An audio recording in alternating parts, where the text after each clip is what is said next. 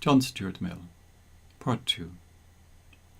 One very simple principle. The one very simple passage contains at least 3 propositions that may or may not amount to the same thing, but if they do, and that's a moot point, they do so in very different verbal ways. These 3 propositions are: 1. Interference with the liberty or action of another is justified only by the end of self-protection. 2. The will of an agent can forcibly be overborne only to prevent harm to others. And 3. Only conduct concerning others can be amenable to society. This last proposition makes no mention of harm, but instead tells us that only conduct concerning, but not necessarily harmful to, others is amenable to society. Many commentators are either unaware of, or, if aware of, ignore the complexities of this passage, reducing it in effect to proposition 2, and they focus their attention and their discussion only on this proposition, which has come to be known as the harm principle. But matters become yet more complex.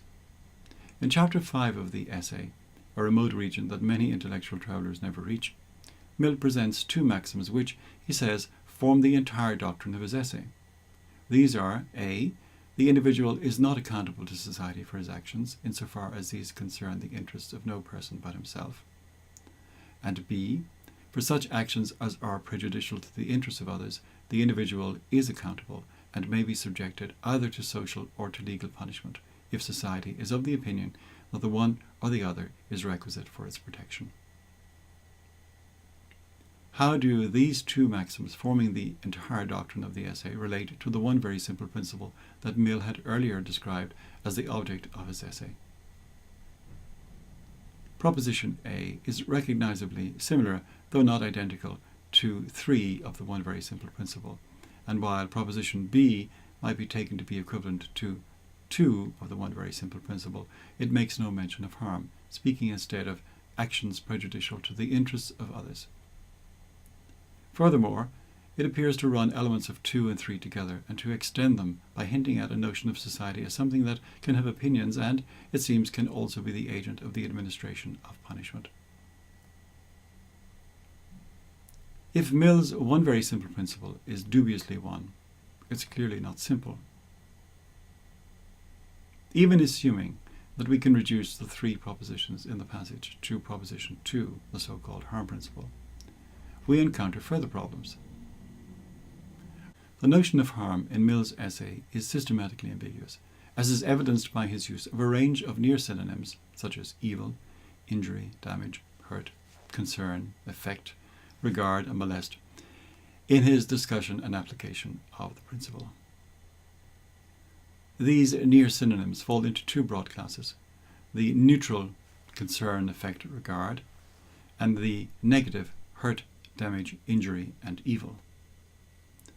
Since, however, it can be argued that everything everybody does concerns, affects, or regards another in some way or other, however trivial, the seemingly neutral terms employed by Mill must be understood in a negative way if his principle is not to become vacuous. That is, these actions that concern, affect, or regard others must affect or regard them in a harmful way. Shoehorning harm or its equivalent into the meaning of the neutral concepts employed by Mill, while necessary, is still not sufficient to avoid every difficulty. If Algernon takes the last cucumber sandwich before Jack can get to it, or if Tom buys the last seat for the opera as Harry stands fretting behind him in the ticket queue, Jack and Harry have been harmed. Even so, it is difficult to see how anyone could object to the actions of Algernon or Tom, unless there is some other element of their conduct that is independently reprehensible. Towards the end of the essay, and somewhat belatedly, Mill recognizes the point that an action that negatively affects the interests of another doesn't necessarily justify intervention by society. He writes, "Whoever succeeds in an overcrowded profession, or in a competitive examination, whoever is preferred to another in any context for an object which both desire, reaps benefit from the loss of others, from their wasted exertion and their disappointment. But society admits no right, either legal or moral, in the disappointed competitors to immunity from this kind of suffering. How is Mill, or anyone else, to make a judgment that an action is harmful in the requisite sense? And this brings us to a consideration of what appears to be Mill's fundamental operating principle in matters of human conduct. Within a page of the occurrence of the passage containing the one very simple principle, Mill makes it absolutely clear that all ethical questions are to be referred to the principle of utility. He writes, "I regard utility as the ultimate appeal of all ethical questions, but it must be utility in the largest sense, grounded on the permanent interests of man as a progressive being." Utility is a notoriously slippery notion, but unless it is to become irredeemably vague, it must at the very least amount to the claim that the moral status of human actions is to be determined by an evaluation of their consequences. If Mill means what he says here about the centrality of the principle of utility, he has a problem. For it is neither impossible nor even particularly difficult to conceive of circumstances in which considerations of utility might either demand the performance of acts that contravene the harm principle, or the prohibition of acts that do not. Consider the following cautionary tale. In the remote and isolated town of Desperation live a sheriff and 99 other inhabitants. Some years earlier, the sheriff was responsible for sending the Wild Bunch to jail, and they've sworn vengeance on him. On escaping from jail, they ride into Desperation, corral everyone in the stockyard, and present them with the following choice. If you, the townspeople, shoot the sheriff, we'll ride out of town. If you don't shoot the sheriff, then we'll kill him, and all of you too. You have 15 minutes to decide. What should the townspeople do? Ruling out miraculous rescues and escapes, and assuming the sheriff is unwilling to shoot himself, there seem to be only two possibilities. If the townspeople shoot the sheriff, we end up with one dead body. If the townspeople don't shoot the sheriff, we end up with 100 dead bodies. In each case, the sheriff dies. Now, a utilitarian approach to this problem seems to dictate that we shoot the sheriff. After all, it's better to have one dead body than 100 dead bodies. But if killing someone isn't interfering with someone's liberty or overbearing someone's will, it's hard to know what is. It might be claimed that shooting the sheriff is consistent with Propositions 1 and 2 of Mill's very simple principle. Proposition 1 allows for interference with the liberty of another for the purposes of self-protection, and it could be argued that in shooting the sheriff, the townspeople are simply protecting themselves. The problem with this claim is, I suggest, that the natural and plausible way to read the first part of Mill's one very simple principle is that it permits one to interfere with the liberty of an aggressor against oneself when such interference is necessary to protect oneself from that aggressor. One may, of course, read that part as permitting the kind of third-party interference with liberty as sketched in the shoot the sheriff scenario, but then one becomes intuitively much less plausible. Would not 2, the harm principle, justify the townspeople shooting the sheriff? Once again, a plausible reading of 2 requires the harm to emanate from the one whose will is overborne, and not from some innocent third party, such as the sheriff. Where liberty and utility clash, which is to take precedence? There is a yet deeper problem underlying the whole of Mill's essay. Who is it directed against? Who or what is Mill's target? Who or what does he think is the most significant threat to human liberty? Well, governments to some extent, although Mill is relatively dismissive of the possibility of tyrannical governments in contemporary, that is, 19th century society. He accepts, as a matter of historical fact, that rulers were generally conceived as antagonistic to those whom they ruled, and is refreshingly aware of the evils that governments may do, writing, "Every kind and degree of evil to which mankind are susceptible may be inflicted on them by their government, and none of the good which social existence is capable of can be any further realized than as the constitution of the government is compatible with and allows scope for its attainment. Not to speak of indirect effects, the direct meddling of the public authorities has no necessary limits but those of human existence." However, he believes that the growth of representational democracies has increased the possibility that those who are ruled will identify their rulers as themselves, and thus the antagonism will lessen or disappear. A welcome breath of realism makes itself apparent when Mill notes that, the people who exercise the power are not always the same people with those over whom it is exercised. And the self-government spoken of is not the government of each by himself, but of each by all the rest. Of much more concern to Mill as a danger to liberty than the state is society. Libertarians generally direct their hostility primarily against the state, which they see as the great and unjustified limiter of man's freedom. Despite the fact that one of Mill's most significant essays was entitled Considerations on Representative Government, the enemy of liberty, as Mill saw it, was not so much government or state, but society.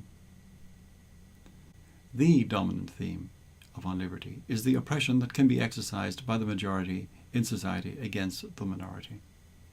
Of course, one way in which the majority can exercise such oppression is by means of government, but it is not the only way, nor perhaps the most significant way. The argument in On Liberty, then, is not so much an appeal for relief from governmental interference, but an argument for social tolerance. Kelly notes that Mill's real concern is not with the levers of public power or the direction in which they should be exercised. Rather, it is with the social threat to liberty. And in answer to this, he offers a defence of an ideal of liberty and individuality as a philosophy of life. It is, I think, interesting to note that while one of the chapters in On Liberty is entitled On the Limits to the Authority of Society over the Individual, there is no corresponding chapter entitled Of the Limits to the Authority of the State over the Individual. As he conceives it, society is an agent that can do things. Society can and does execute its own mandates. There are certain conditions that society is justified at enforcing at all costs. Society is not only an agent inasmuch as it apparently possesses the ability to do things, but it is also a patient in that things can be done to it. Society protects us, and we, as a result, owe it a return for this protection. But the actions of society are not always beneficent, for while it can protect us, it can also tyrannize. There needs protection also against the tyranny of the prevailing opinion and feeling, against the tendency of society to impose, by other means than civil penalties, its own ideas and practices as rules of conduct on those who dissent from them. Throughout the whole of his essay, Mill is, I believe, guilty of the fallacy of misplaced concreteness. Society is neither an agent nor a patient. It is not a real entity. The term society is merely a convenient shorthand device used to refer to the aggregate of individual human actions and interactions, just as the market is a shorthand way of referring to the aggregate of economic exchanges that take place between individuals. Society has no way of acting that is not reducible to the actions of individual agents, and society has no mode of being such that a person can claim to act as its agent. We owe society nothing because there is nothing to owe anything to. We may, and often do, owe this or that individual a debt, but to whom, except by way of metaphor, do we pay a debt to society? Society cannot do anything, nor can anything be done to it. In case one should think that Mill is simply using the term society as a shorthand device to refer to the aggregate of individual actions and interactions, several passages in the essay make it very clear that this is not so. Mill thinks there are positive acts that one may be compelled by society to perform. These include giving evidence in court, sharing in common defence, and sharing in other works necessary to the interests of society of which one enjoys the protection. Mill also thinks one can be compelled to perform certain acts of individual beneficence, such as saving another's life or protecting the defenceless against abuse. It is apparently one's duty to do such things which, whenever it is obviously a man's duty to do, he may rightfully be made responsible to society for not doing. Given that utility is meant to be the ultimate arbiter in ethical matters, one may well wonder where the notion of duty has suddenly sprung from. But leaving that intriguing avenue of inquiry to one side, we can see that Mill's principle, which is generally interpreted purely negatively, not only is consistent in his eyes with positive duties and obligations, it sometimes actually requires them. These positive obligations are not the consequences of contractual agreements freely entered into, but result simply from our membership of society. Mill explicitly rejects any contractual foundation for society. Society is not founded on a contract, and no good purpose is answered by inventing a contract in order to deduce social obligations from it. Those who look upon liberty as the charter document of libertarianism would do well to be concerned by the extensive list of liberty-restricting positive obligations that one acquires not as a result of any explicit agreement or the free assumption of responsibility, but simply by virtue of living with others. In addition to inappropriately concretizing the notion of society, Mill also confounds the literal and the metaphorical senses of tyranny. Governments exercise their tyranny by political legal means through instrumental agencies, armies, police forces, or the like. Society, in strong contrast, exercises its tyranny only by means of social pressure. To call what governments do and what society does tyranny is to call two very different things by one name. Political legal coercion that is based upon the use of force through specific agencies or ordinary criminal violence against a person or property is not at all the same thing as social pressure unaccompanied by force or the threat of force. In the film Ronin, would-be tough guy Sean Bean challenges Robert De Niro with, "You ever kill anybody?" To which De Niro responds with a superb put-down, "I hurt somebody's feelings once." Hurting someone's feelings is not a nice thing to do, but don't list it on your CV if you want a job with the mafia. Mill is, no doubt, correct to be deeply suspicious of the potent force of public opinion. But there is a difference in principle, not just in power or extent or efficiency, between commands and prohibitions accompanied by the threat of force or the actual exercise of force on the one hand, and exhortations, expressions of disapproval, and the like, unaccompanied by force or the threat of force on the other. The disapproval of one's peers, for example, however forcibly expressed and however much resented or unwelcome, is not coercive, and so cannot be an expression of tyranny. Taxation, to take another example, however affable your local inspector of taxes may be, is coercive, and I would argue, tyrannical. But the distinction between acts of violence and acts of rudeness, while significant, is not the central issue. One might kill another human being and be justified in so doing, and one might be rude to one's friend and not be justified. If the harm principle is to be defensible, harm must be understood not just as factual damage to another's interests, but normatively as unjustified damage to another's interests. Taken normatively, the harm prohibited by the principle would cover those actions that infringe another's rights to person and property. The reason Algernon's taking the last cucumber sandwich is not prohibited by the harm principle, though it clearly injures Jack's interest, albeit very slightly, is that Jack had no right, or no more right, to that sandwich than Algernon did. Unfortunately, Mill is unable to give such an account, as his commitment to the principle of utility is coupled with the refusal to employ any abstract notion of right.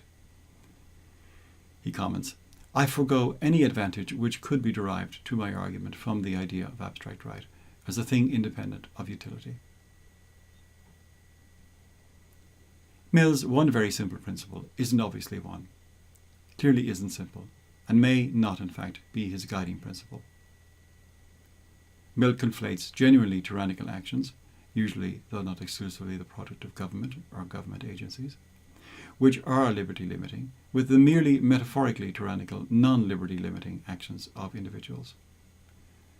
This conflation results, at least in part, from Mill's tendency to think of society as something which can both do things and have things done to it. Whatever metaphorical value such a conception of society may have, and whatever linguistic convenience it provides, it makes no literal sense.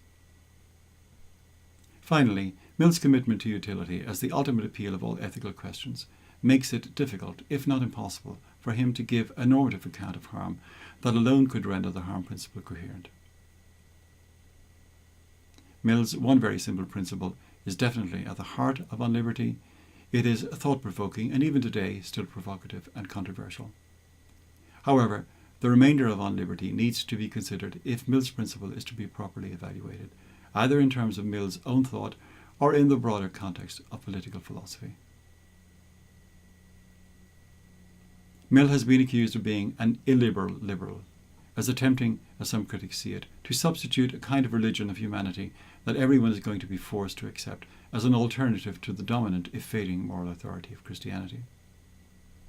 Some, such as Hamburger and Cowling, have taken Mill to be proposing the imposition of a tyranny exercised by a superior elite. Whatever the deficiencies in Mill's account of liberty, it is hard to see how such a charge could be justified. It is true that Mill will some years later, in his Considerations on Representative Government, provide a place for the exercise of expertise in government, but this can in no way be seen as a support of incipient tyranny. Extrapolating from one of Mill's own examples, it would seem that while Mill would have no trouble with restricting incitement to racial violence, he would also have no time for the idea of hate speech, where the mere expression of certain views is itself harm. Holocaust deniers, racists, homophobes, and any other category of bigots are all entitled to hold and be protected in expressing their beliefs on Mill's theory. And while it is true that Mill is unwilling to allow Christian beliefs to be forced coercively upon those who would otherwise not accept them, he doesn't deny that men are free to find consolation and significance in religious belief if that is what they freely choose to do.